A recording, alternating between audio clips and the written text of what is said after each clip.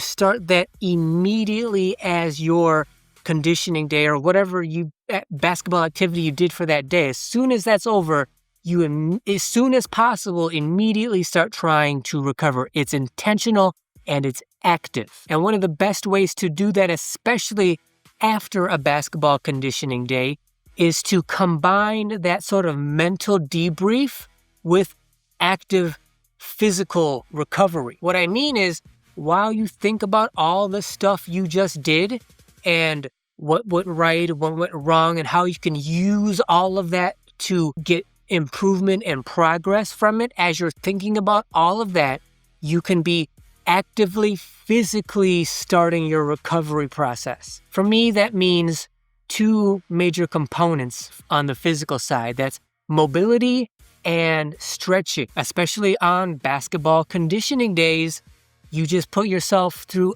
hours of intense basketball work. Now your joints are probably inflamed and your muscles are probably flooded with lactate. So as soon as possible, you want to start that recovery process to eliminate that inflammation and that lactate as much and as quickly as possible. Because you don't want to just go straight home, sit on the couch and start watching TV or playing video games, because that's going to be a much slower process of your body just sort of naturally getting rid of all that inflammation and flushing out all of that lactate from your muscles. No, you want this to be active and intentional, to try to expedite that process as quickly and efficiently as possible. So as soon as you're done, figure out what mobility movements you can do to help your joints start fighting and getting rid of all of that inflammation. Ideally, you would have like an ice bath or something that you could immediately get into, and so you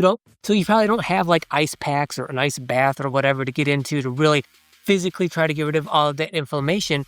So you're going to have to plan, strategize what you can do mobility-wise to start loosening up your joints and trying to get rid of all that inflammation. And in terms of your muscles, loosening your muscles back up so that they can recover faster than if you didn't do anything. If you just went home and sat down and relaxed, to expedite that process while you're giving yourself that mental debrief, one of the best things you can do is just to start stretching out. Do static stretching. As I've said on this channel before, you don't want to statically stretch before doing any kind of physical activity. You want to dynamically stretch, where you go through a sort of stretching motion, but you don't want to just sort of sit down and start holding a stretch before physical activity.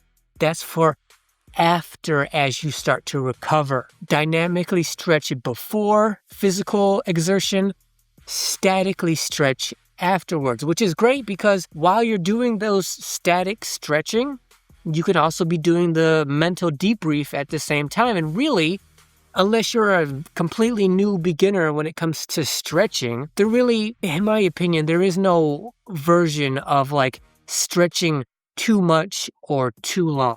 However long it takes you to do that mental debrief, you can be stretching the entire time, and that will only serve to help you rest and recover fast as possible, especially compared to all the players, contemporaries around you who don't do that, because nobody's going to stretch out after playing ball at the park.